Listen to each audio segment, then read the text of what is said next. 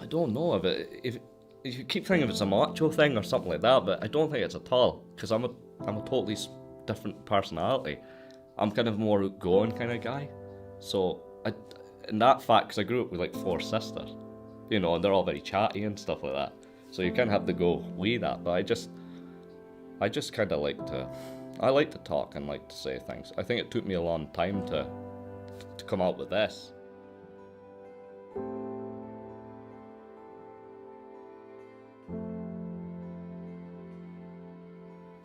I was frightened. When your head's going at 100 miles, my head felt like it was going like 300 miles an hour.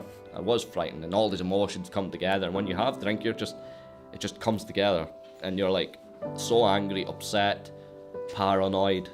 Everything's going on, And when that happened, I remember had a drink with pals.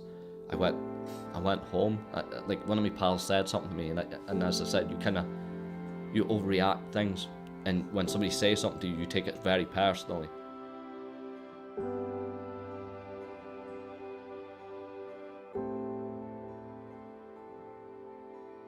What the hell's... What's wrong with him? Kind of went upstairs. They ended up going out to the Picky Centre. That was where the big kind of festival was. So they went upstairs, and one of my friends, they went, and one came back. And the next day when I was kind of coming out, being drunk, really came on. I really appreciated him coming back and speaking. We spoke for nearly, as I said, sitting here for nearly about 2 to 3 hours.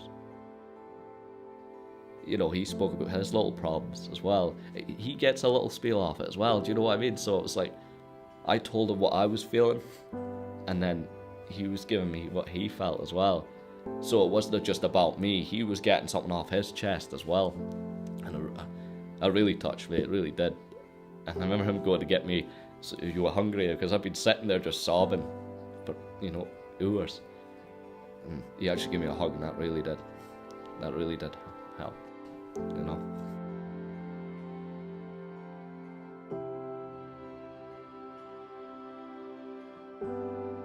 We'd spoken and all that, but he became a really good friend.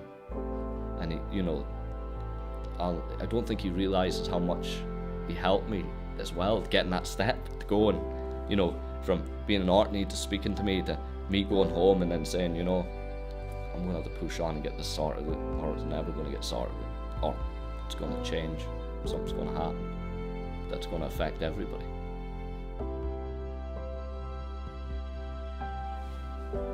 When your head is in turmoil, you just need that little bit of help. And there's no shame in it. I thought there was shame in it. I felt really I felt like I was letting myself down. I'm meant to be the man of the family, you know what I mean? I'm meant to be I'm the carrier. I've got a wife, I've got a kid, and I'm like this. I felt like I was letting everybody down.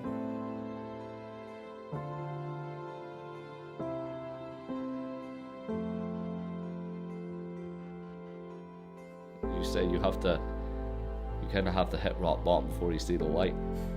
I'm getting there. It's taking time, but I will get there. But I just hope it's little, if they can come to me. That's the worst thing. You have to put in the work yourself. You can't just take a pill and do this and do that. You have to put in the work. Because as I said, people have said to me, on a personal note, come up to me and go, what do you do with this? I said, well, I changed my diet. And I did. Well, not change your diet. It's a really bad word to me. You just eat healthily. Just do little things, change, like a little thing, changing a little thing can make a massive thing, and that can make so much odds to yourself.